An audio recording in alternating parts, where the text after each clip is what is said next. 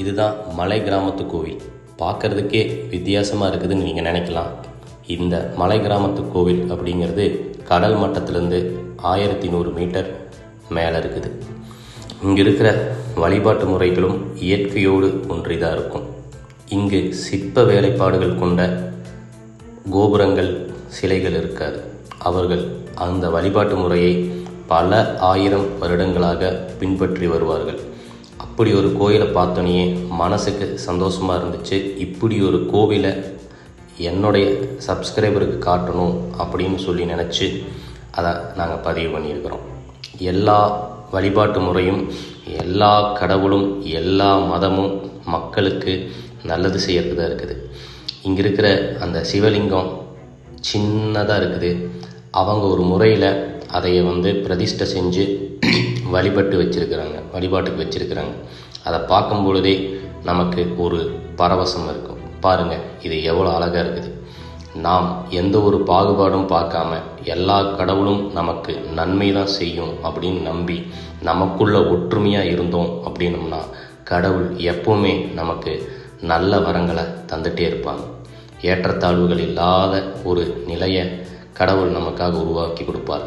அதற்கு மனிதராகிய நாம தான் விசால மனதோட கடவுளின் பெயரால் சண்டை போடாமல் எல்லா கடவுளையும் நாம் அதில் இருக்கிற நல்ல விஷயங்களை எடுத்து பிரயாணம் பண்ணணும் அப்படிங்கிறத நான் கேட்டுக்கிறேன்.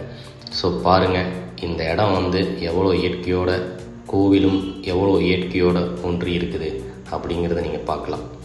அப்போ தான் மழை பெஞ்சு மலை மேகங்கள் புகையாக கக்கிட்டு இருக்குது. த மிஸ்ட், த மேகமூட்டம், அந்த இயற்கை, அந்த கார்த்திகை மாதம் அதிலிருந்து வரக்கூடிய பனி பொழிவும், அங்கே இருக்கிற அந்த மேக கூட்டங்களும் மனசுக்கு சந்தோஷம் தருமா அப்படின்னம்னா கண்டிப்பாக தரும்.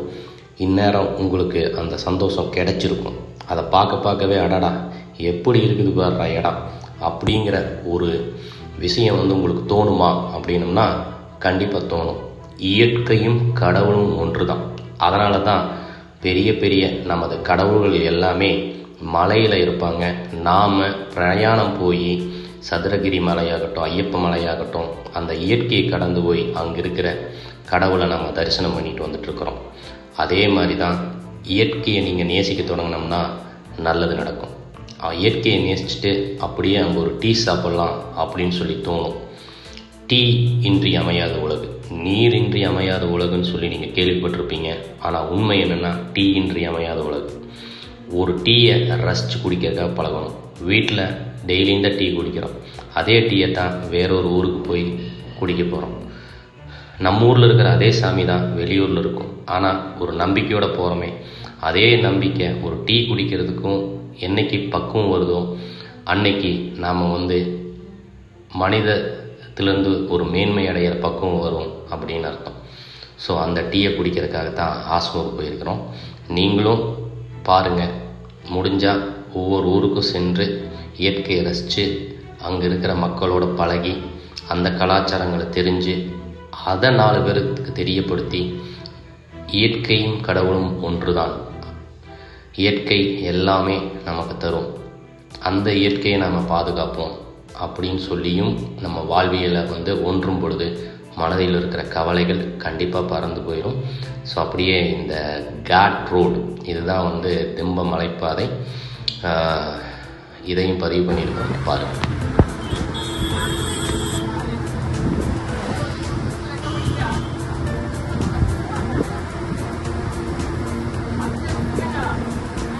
நம்ம தான் 2 குழந்தைங்க தலையை வெளியே விட்டுட்டு வருது. ஆமாம், ஆக்சுவலாக அதெல்லாம் சைல்டு அப்யூஸ்.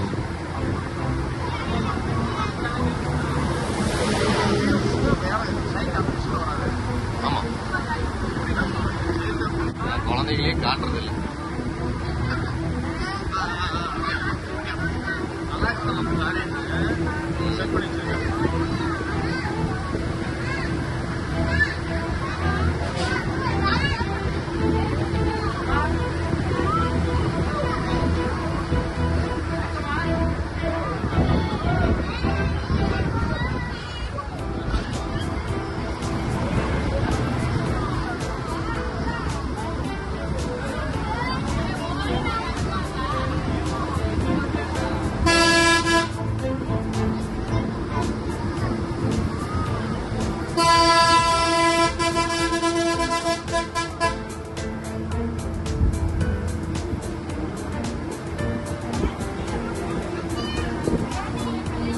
மலை எட்டி பார்த்துட்டே வந்துட்டேங்க.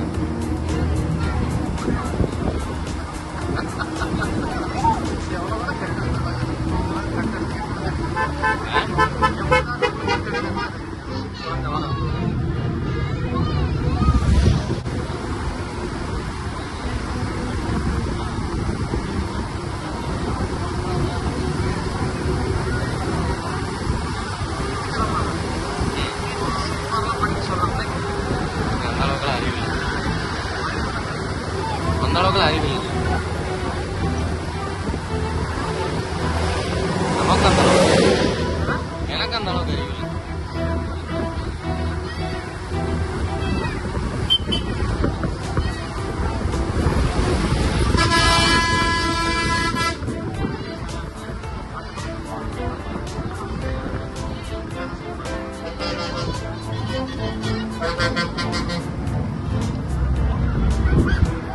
நம்ம இதில் 10 வீடியோ இருக்கு.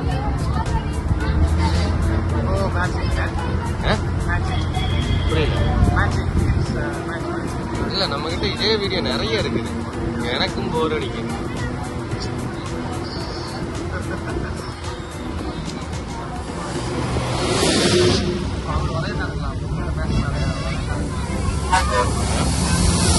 வருஷமா 20 வருஷம் பழக்கம்.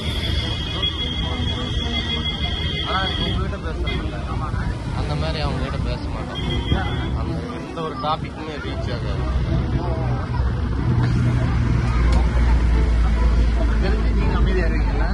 இல்லை, அவங்க ஒரு நார்மலா, நம்மலாம் ரொம்ப சித்தாந்த ரீதியா போறோம்ல, அவங்க அதெல்லாம் கிடையவே கிடையாது. அவ்வளோதான். எதுக்கு வாங்கணும்னா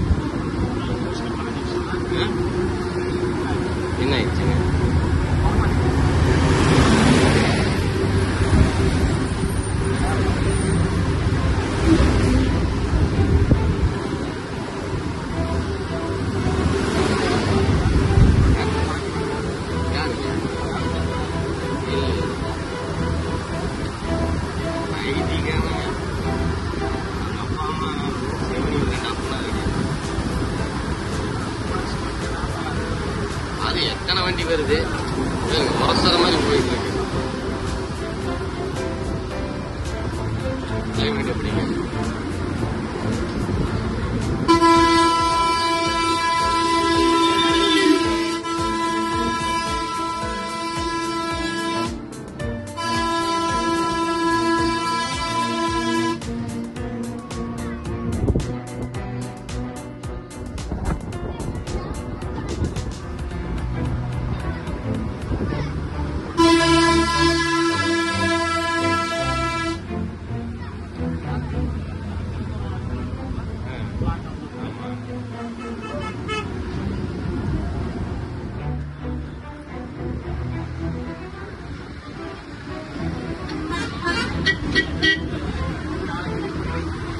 நாளைக்கு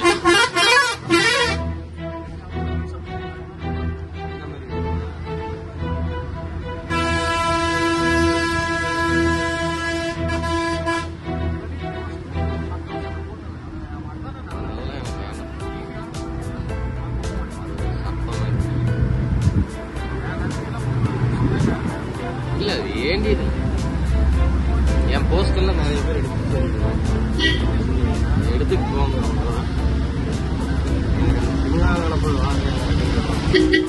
அதுவே வந்து அவன் கண்டுபிடிச்சதான்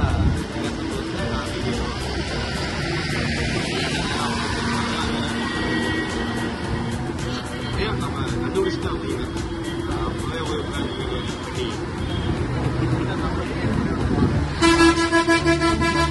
நீதியால இந்த உலகத்துல இருந்து எடுத்தது. அந்த தியரி உலகத்துல எவ்வளவுமே சொல்லியிருப்பாங்க. இந்த தியரி நம்மளுக்கு தெரிஞ்சுன்னா நோய் குணமாகிற மாதிரி படம் பண்ணுது அப்படின்ட்டோம்னா அது சூப்பரா இருக்கு.